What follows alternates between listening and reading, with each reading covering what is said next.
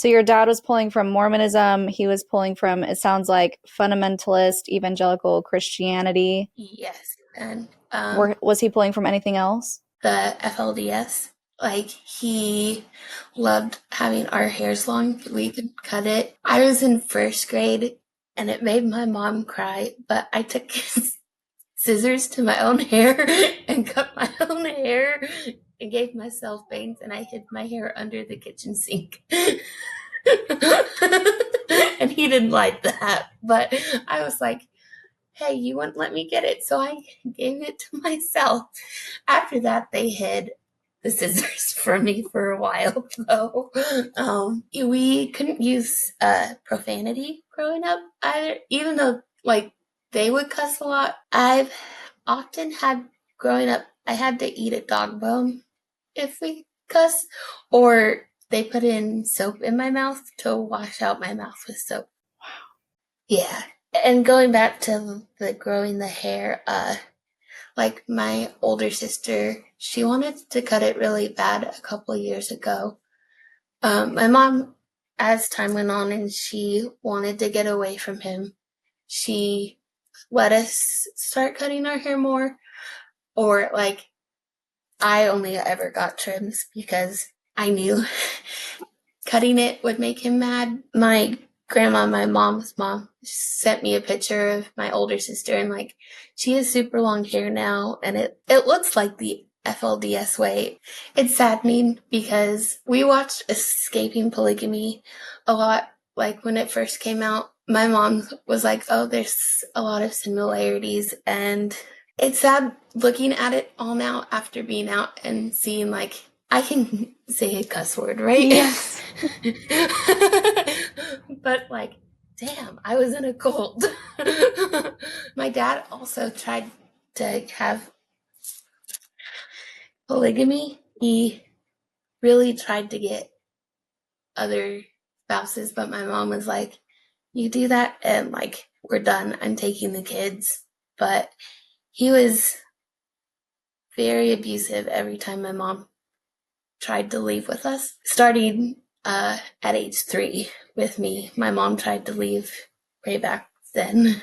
I didn't find this out until about 2018. After I had a brain injury, my mom and I got a lot closer, and she started talking to me more about things. She told me I was 3, my older sister was 4. And my mom said she was going to leave him. And he actually put a knife to my older sister's neck and said that if she left, that he was going to slice her neck. Oh my gosh. And then mine. And so my mom stayed because, I mean, she didn't want that to happen. Oh wow. And finding out about that was really heartbreaking because, like, it just got progressively worse, and I tried to help her get out, but she ended up passing away before I could help her get out. Oh, I'm sorry to hear that. Yeah. Thank you. That's a lot to take in. It is.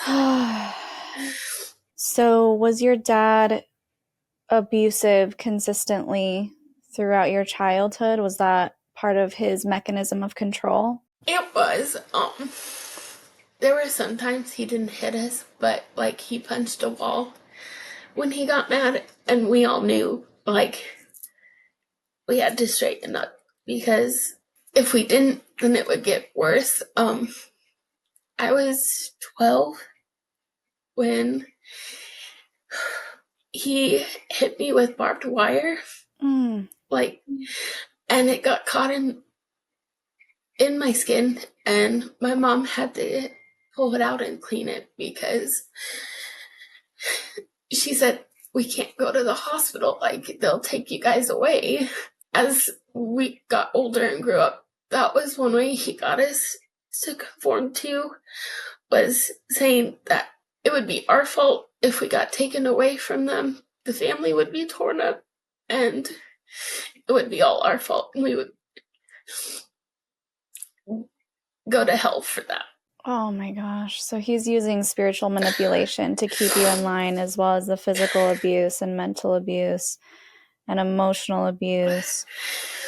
Did you have any sort of awareness of what that would mean if you were to get taken away? Is that something that you wanted, or were you still very much brainwashed in conforming to his ideology? A mix of both. As I was becoming a teenager, like Law and Order SVU became like one of my favorite shows. Mariska Hargitay, she's still like one of my favorite idols. And like I would see the stuff like it, and I'd be like, well, I wish they would take us away. Mm. But at the same time, I internalize things a lot, and it's something I'm still working on. Every time you would say that it would be my fault, that I would be the reason for breaking up the family, Mm. it just made me feel like such a shitty person that I would just be like, I'm sorry, like, just tell me what to do. I mean, I didn't want to be the reason that we all got separated. Yeah.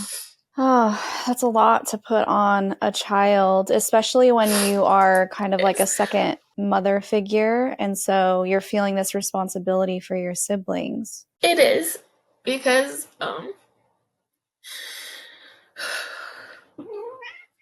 I I tried everything I could to protect my younger siblings. Like, if they did something wrong, I would let him take it out on me because I didn't want him hurting them. And it's hard. My siblings are still in there, all of them, and like they don't want anything to do with me, and that makes it a lot hard because it's like sometimes my brain goes back to that like I broke up the family Mm. because they don't want anything to do with me. Oh, wow. I hope you know in your mind, it's hard to convince your heart, but I hope you know that it's okay that you left and you did what was best for you and that you were trying to survive. And I know it feels like it's your responsibility, and there's nothing that I can say that's going to make you believe otherwise, but doing what's best for you, putting your mask on first, is probably the best thing that you could do for them, and potentially be that landing space for them if they do ever choose to leave themselves.